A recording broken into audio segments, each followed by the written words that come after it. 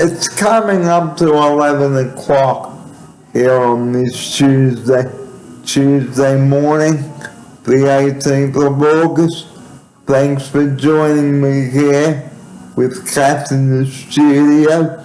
And now we're going to talk about total fire bans. Now, what are total fire bans? Well, it means that you can't light open fires out in the bush or light your barbecue.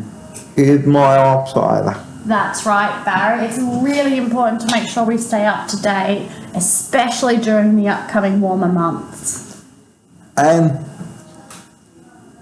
how will you know when there is a total fire ban? Well, usually what would happen, guys, the news reader on the television or the radio will inform the listeners and the viewers of when the total fire bans are and where they are in your area or state, depending on where you are. Here's my offsider. That's right, Barry. And the easiest way to do that is to type in total fire bans and your location. And usually, guys, the total fire bans are from midnight. So, if you're planning a barbecue out in the open, forget it. Here's my offsider. That's right, Barry. It's really important to make sure that we are aware of what total fire ban means.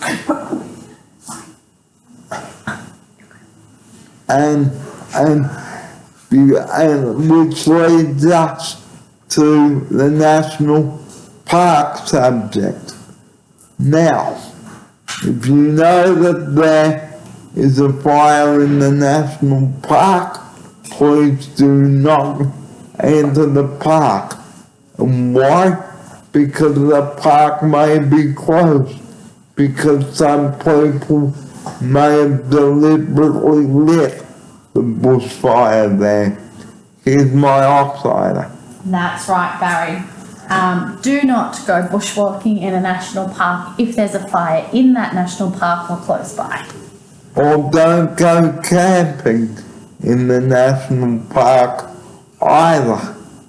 Here's my offsider. That's right, Barry. It's really important to make sure we follow all the rules around fire bans. And the same in the car. Don't drive your car in an area where you might be trapped. Here's my offsider. That's right, Barry. The best thing to do is if there's a bushfire in or around your surrounds is to stay at home and only leave when the fire brigade or authorities tell you to do so. And if the authorities tell you to leave, please do so, because evacuation centers may be set up like an RSL club or a hospital or a community center. Here's my offsider. That's right, Barry. Always listen to officials' advice. And listen to the news as well. And don't wait until it's too late. Prepare yourself. Look on the Rural Fire Service website and grab yourself some information on what to do if there is a bushfire approaching your area. Here's my offsider. That is great advice, Barry. And get them to post a poster out to you and some little pamphlets. Maybe you'd like to teach your kid about fire safety. Here's my offsider. That's right, Barry. It's really important to keep to talk about bushfires and fire safety and total fire bans with your children. And like I said, keep matches and kerosene out of the reach of children. Here's my offsider. Yes, Barry, it's always important to keep it out of the sight of children and out of reach of children. So, always be prepared if there is a fire a bushfire in your local area, like we would because we are near the bush. Here's my offsider. That's right, Barry. Always keep up to date with any of your total fire bans and watching the weather and the news and listening to authorities. And if we were to evacuate here, I think we'd either be sent somewhere else or sent home. Here's my offsider. That's right, Barry. Well, if there was a fire on site here at St Ives Cas, our evacuation point is actually the car park.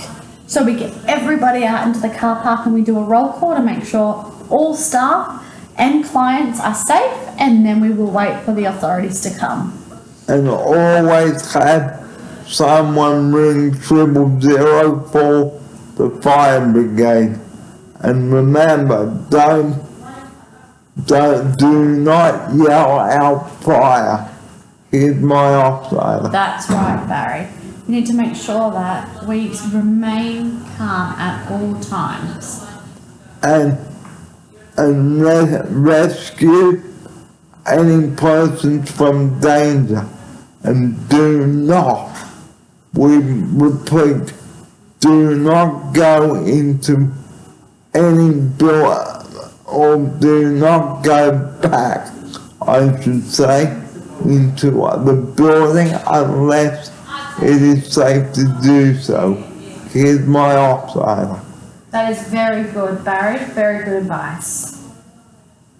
And please, if there are television cameras present, please keep out of their way unless they wish to speak to you.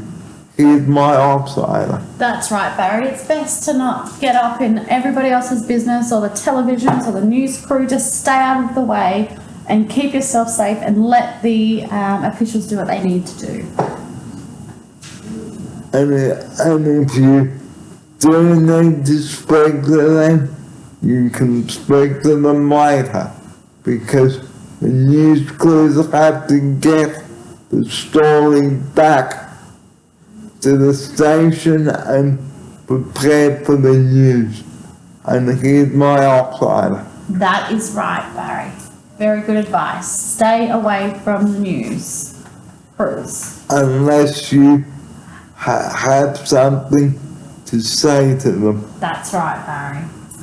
Well, now we're heading into our closing, our last couple of topics. We hope this segment will help you and your family in the upcoming spring and summer. And I forgot to mention good smoke alarms too. Make sure that you have a good smoke alarm in your home. Here's my offsider. That is right, Barry. Smoke alarms are so important because if a fire starts and everybody's sleeping, the only way that we are going to be woken is, it's too late if we're woken by the smoke. We need the smoke alarm to detect the fire before then. And like I said, do not yell or panic fire. Try and get everyone out, but at the same time, don't injure yourself in the process. Here's my offsider. That's right, Barry. You always need to look after yourself first.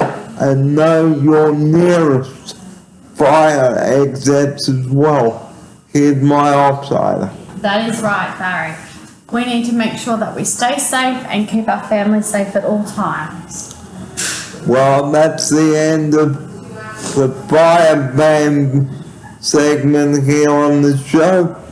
We're nearing the end of our show, but we've got a couple of topics to cover first before we close the show. We hope that you enjoy this segment and find it interesting.